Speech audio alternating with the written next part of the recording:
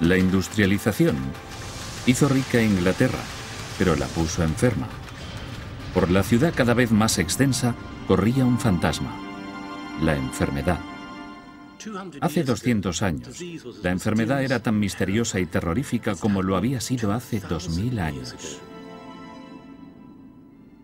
La gente no sabía de dónde venía la enfermedad, ni en la mayor parte de los casos cómo curarla.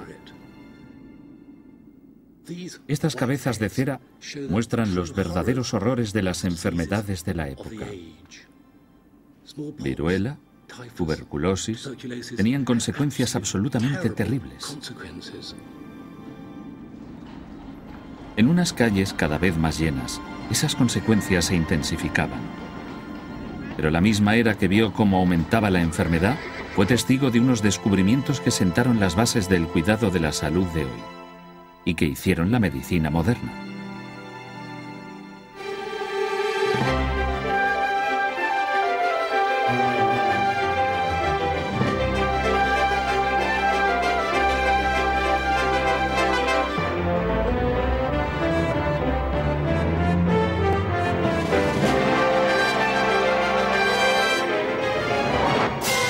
¿Qué hizo la revolución industrial por nosotros? La medicina moderna. A mediados del siglo XVIII, los británicos estaban preocupados ante todo por una cosa: su salud. Tenían un buen motivo. La media de vida era de 36 años. La gente solía automedicarse con tratamientos basados en poco más que superstición, magia y rumores. Había médicos con experiencia, pero sin un método adecuado para diagnosticar y curar la enfermedad. Las probabilidades de sobrevivir eran limitadas. El tratamiento médico más común era el sangrado. Se creía que esto devolvía el equilibrio al cuerpo y lo limpiaba de esas dolencias que la gente pensaba que se escondían en la sangre. Este tratamiento no solo era inútil, sino verdaderamente peligroso. La mayoría de la gente necesita toda la sangre que pueda tener, pero con una práctica médica basada en 200 años de malentendidos, no resulta sorprendente que cualquiera creyera que pudiera llegar una teoría para prolongar la vida o evitar la enfermedad.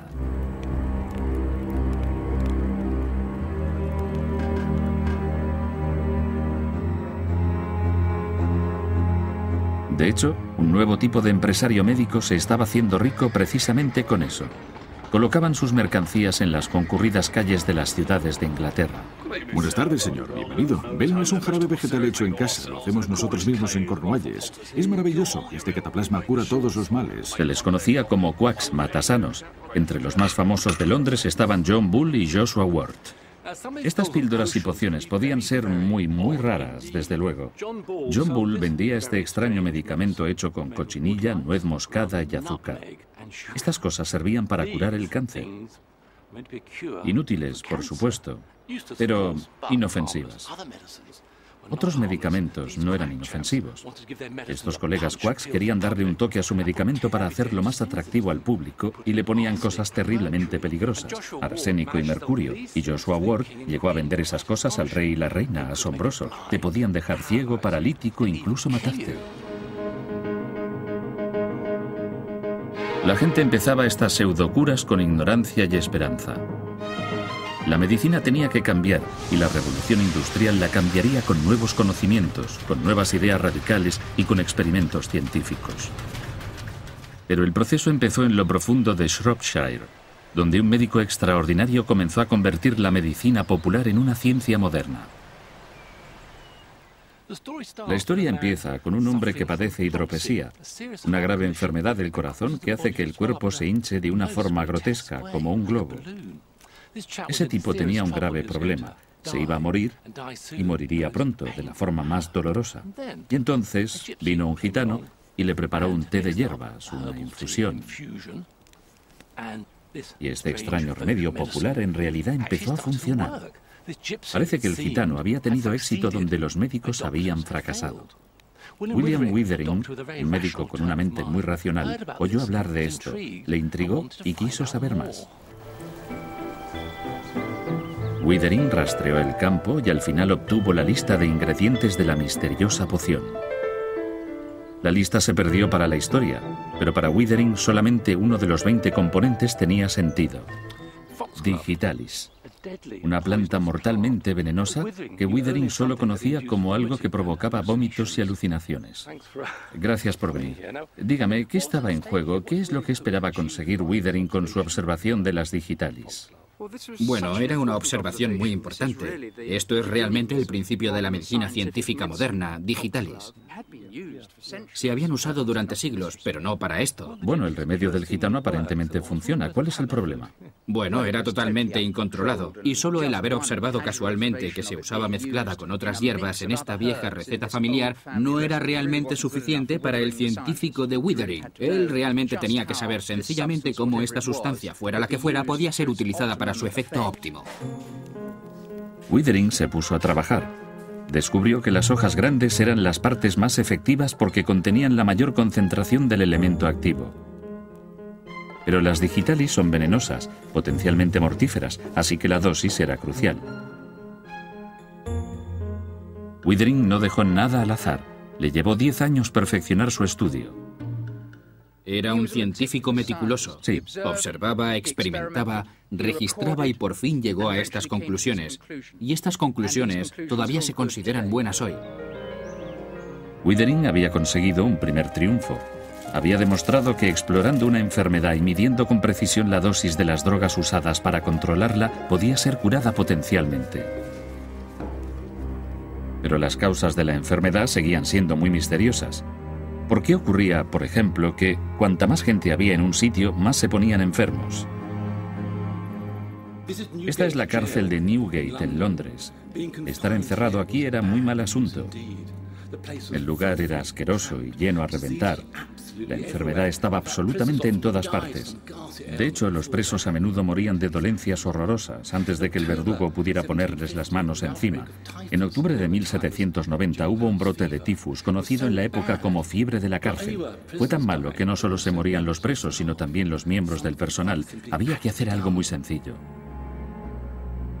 El director de la cárcel se fijó en Stephen Hales, un vicario rural conocido por ser la primera persona que midió la presión sanguínea. Hales, como muchos en la época, creía que la enfermedad era causada por el aire nocivo. Si pudiera inventar una forma de conseguir aire fresco en Newgate, entonces la fiebre de la cárcel podría llegar a ser cosa del pasado. Resultó que su aparato funcionaba, pero no por los motivos que él creía. Aquí está el ventilador de Hales, un ingenioso surtido de pulmones diseñados para respirar por la prisión. El proceso empieza aquí, en el tejado de la prisión. La energía generada por estas aspas de molino giratorias se transfiere a este pistón, el eje del cual baja directamente por aquí al interior del edificio. Así, solo con girar estas aspas se bombeaba aire, rico en oxígeno, al interior de Newgate.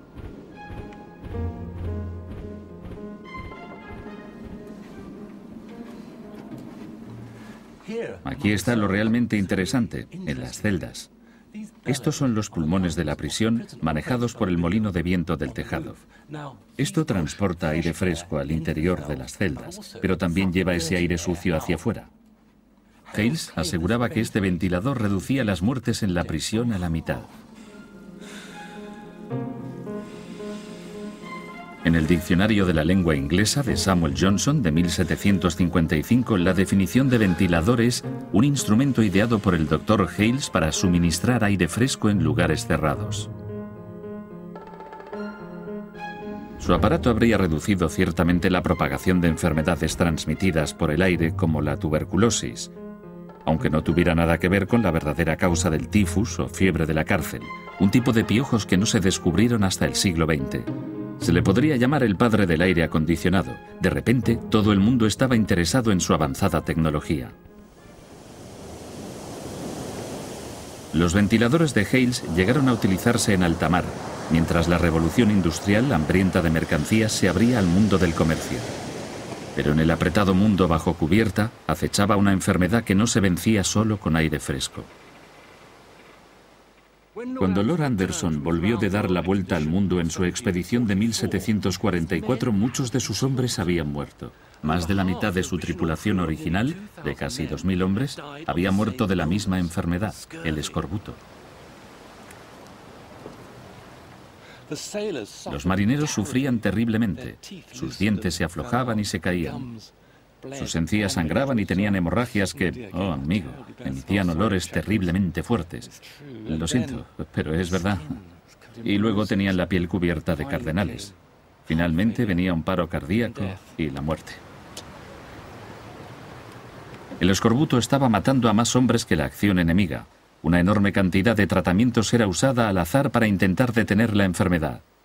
James Lynn, un médico naval escocés, propuso un nuevo tipo de prueba para descubrir si alguno funcionaba en realidad. Bueno, es hora de probar estos 6 tratamientos en estos marineros que parecen tan enfermos. Efectivamente, todos parecen muy enfermos. Esto es un poco de sidra para usted. Le vamos a dar un poco de agua de mar, señor. Esto es ácido sulfúrico. Y esto es una mezcla de nuez moscada y ajo con otras cosas. Y ahora le tenemos que dar un poco de vinagre. Ahora tenemos que usar una naranja y un limón. Y ten cuidado de comerlo todo. Es una parte muy valiosa de las provisiones del barco. Si quieres obtener una prueba justa, claramente tienes que asegurarte de que la gente a la que se le dan los distintos tratamientos son parecidos. Tendrían que tener el escorbuto con la misma intensidad, la misma dieta básica. Los cuidó a todos en la bodega. La única diferencia entre los marineros que recibían tratamiento sería el respectivo tratamiento. En todo lo demás serían similares. Así que él era metódico, científico, tenía sus pruebas clínicas, procesos clínicos. Eso fue el avance realmente importante. Esa forma de pensar es exactamente la forma en que hoy distinguimos los tratamientos útiles de los inútiles o de los verdaderamente nocivos. El primer ensayo clínico controlado del mundo demostró que uno de los tratamientos había ganado sin mover un dedo. Al cabo de una semana, los marineros que habían comido las naranjas y limones estaban listos para trabajar y cuidaban de los otros para que recuperaran la salud. La ciencia había demostrado categóricamente el caso de Lynn, pero el almirantazgo estaba anclado en otra época. Ignoró los hallazgos de Lynn durante más de 40 años y miles de marineros murieron sin necesidad. Para progresar, la medicina necesitaba más que solo avances, necesitaba patronos. El éxito de la revolución industrial se fundamentaba en pensar de otra manera. Y en Birmingham había un grupo de extraordinarios pensadores, incluso médicos, que llegarían a ser el faro intelectual de la revolución industrial. Les llamaban la Lunar Society. Esto es Soho House, la casa del fabricante Matthew Boulton. Invitaba a sus amigos a veladas amenas, pero esas veladas no eran solamente veladas de placer, sino un intento muy serio. Cuando se acababa la comida, los colegas se sentaban alrededor de una mesa para discutir sobre las maneras de cambiar el mundo. Y los temas que trataban eran muchos, evidentemente. Hablaban sobre industria, comercio, políticas radicales, las artes y, por supuesto, la ciencia. Alrededor de la mesa había hombres como Josiah Wedgwood, que había revolucionado la fabricación moderna, James Watt, el visionario de la máquina de vapor, y Erasmus Darwin, el médico que tuvo los principios de la teoría de la evolución a su alcance años antes que su nieto, un tal Charles. Pero era Joseph Priestley quien estaba preparado para dar el próximo gran salto en medicina. Joseph Priestley se sentaba aquí. Era un tipo fascinante. Tenía una mente inquisitiva y radical y estaba intrigado por las ideas emergentes de la medicina moderna. Priestley concentraba su búsqueda de la salud en la base de la vida, el aire. A Priestley le habían regalado esto. Es una enorme lente que cuando la pones contra la luz del sol, calienta cosas hasta una temperatura increíble. Aparentemente había pertenecido al gran duque de Cosimo de la Toscana, que lo había usado para torturar a sus súbditos por diversión, pero Priestley pensaba en un uso mucho mejor para esto. Así que Mike Priestley usaba esta lente masiva para calentar esta sustancia. Pero ¿cuál era su gran idea? ¿Qué ocurría en realidad? Bueno, esto es lo que Priestley llamaría la cal roja de mercurio. Esto de aquí. Y descubrió que cuando lo calentaba con esta gran lente, en realidad se desprendía un extraño gas. Un gas que llegaba hasta aquí. Sí, exacto. Y a través de estos maravillosos tubos. Luego va pasando por aquí y sale al final. Una vez lo tuvo metido en la cisterna, entonces podría jugar. Y vaya si jugó. Observó enseguida que este gas, a diferencia de todos los demás, tenía propiedades que daban vida. Parecía que alimentaba una llama, haciéndola chispear y quemar con gran intensidad. Mire esto, ¿no es maravilloso? Es como un pequeño soplete. Priestley quería conocer el efecto de su nuevo gas en el cuerpo, pero ¿con qué o con quién experimentar? Su amigo y compañero, el químico Humphrey Davy, casi llegó a matarse al inhalar una gran dosis del altamente tóxico monóxido de carbono. Así que Priestley usó ratones. En un experimento anterior con otro gas, el ratón había expirado en 3 segundos, pero esta vez los ratones no solo sobrevivieron, sino que crecieron muy bien.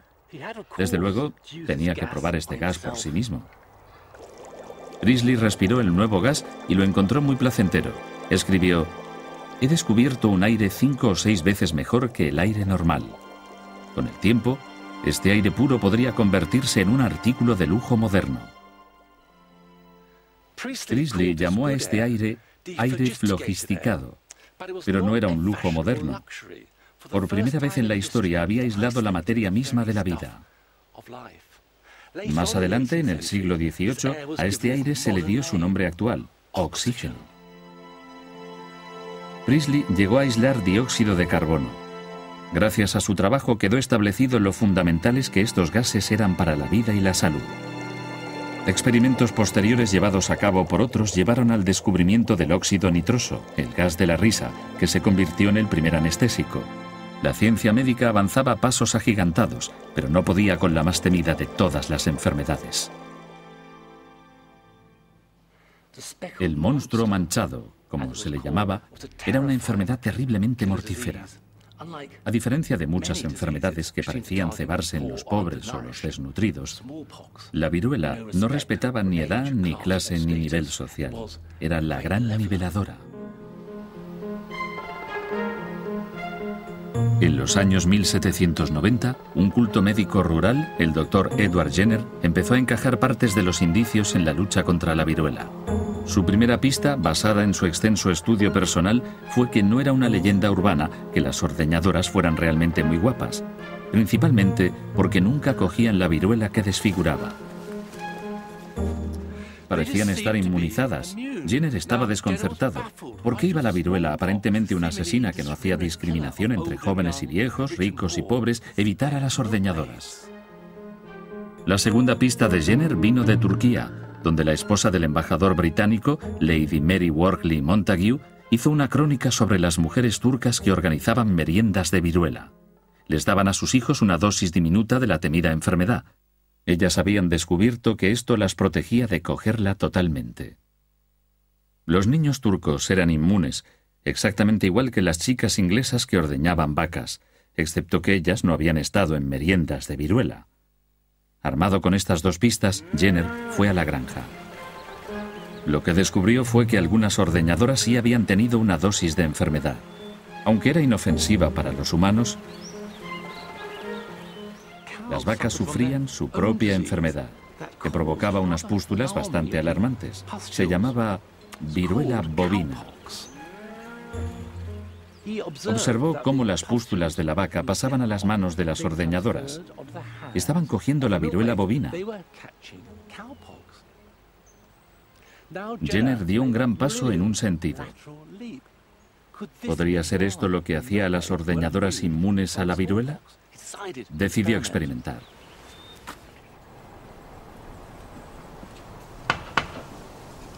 El 14 de mayo de 1796, cogió pus de una herida de viruela bovina de la mano de una ordeñadora llamada Sarah Nelms y lo introdujo en el brazo de un chico de 8 años, James Phipps.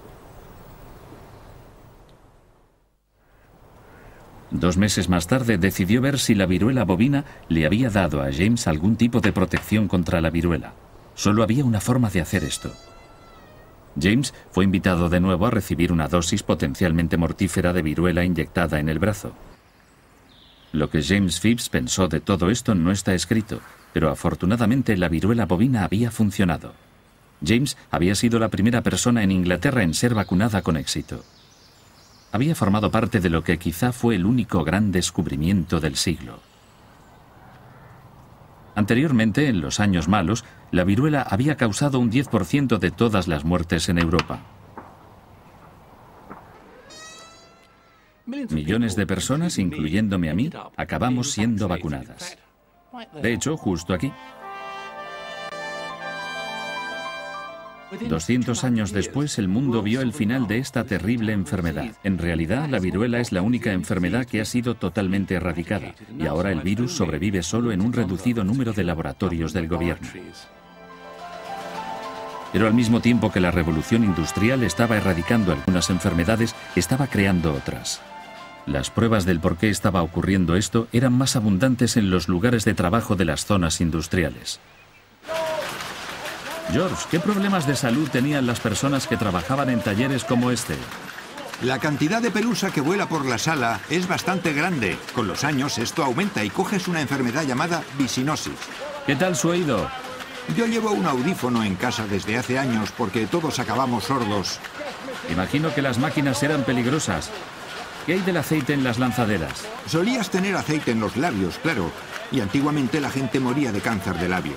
El carro se llenaba de aceite y solían coger cáncer de ingle porque se inclinaban sobre el carro continuamente. Es una profesión bastante peligrosa, una industria peligrosa. Sobre todo antiguamente, cuando tenías a la gente trabajando 12 horas al día y estaban cansados al final de la jornada, y entonces es cuando había accidentes con las correas. Aumentaba la evidencia de que la salud de la gente se arruinaba por sus condiciones de trabajo. Pero hacían falta pruebas para forzar al gobierno a actuar. Charles Thackeray, un médico de Leeds, las encontraría. Thackeray demostró de manera concluyente que había una relación entre la enfermedad y las condiciones en las que la gente trabajaba. Y lo hizo con la ayuda de una nueva tecnología procedente de Francia. Armado con este sencillo aparato, Thackeray era capaz de ver dentro de los cuerpos de sus pacientes con sus oídos. Se beneficiaba del trabajo llevado a cabo por un tímido médico francés. René Laennec quería escuchar el pecho de una joven paciente, pero era demasiado vergonzoso para colocar la cabeza sobre su pecho. Laennec salió a dar un paseo y encontró una solución a su problema. Mientras paseaba, vio a dos niños jugando alrededor de un tronco. Un niño estaba en un extremo del tronco, golpeando, mientras el otro estaba en el otro extremo, escuchando.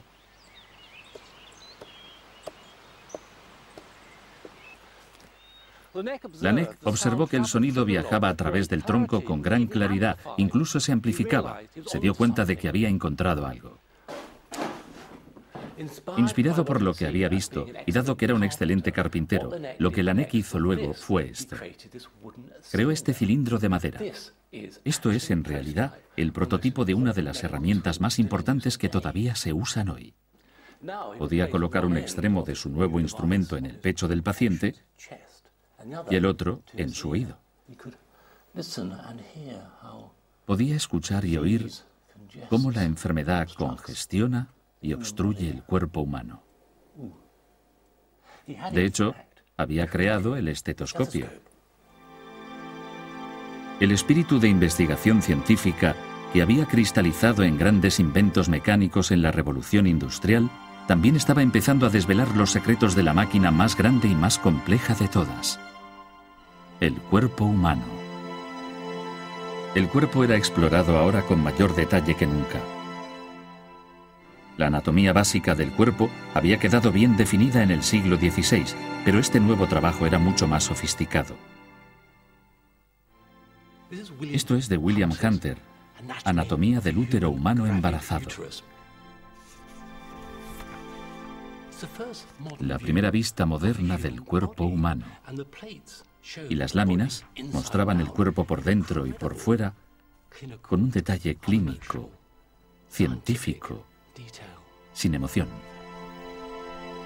Sistema a sistema, los médicos se deshicieron de 200 años de rumores, especulaciones y esperanza, y los reemplazaron por hechos, razón y observación minuciosa. Era difícil conseguir cuerpos humanos de verdad, así que los cirujanos y los estudiantes trabajaban con modelos de cera como estos, maravillosamente hechos y asombrosamente auténticos en sus detalles. Pero por buenos que sean estos modelos y dibujos, no servían como sustituto de lo real. Los médicos seguían necesitando cuerpos para diseccionar.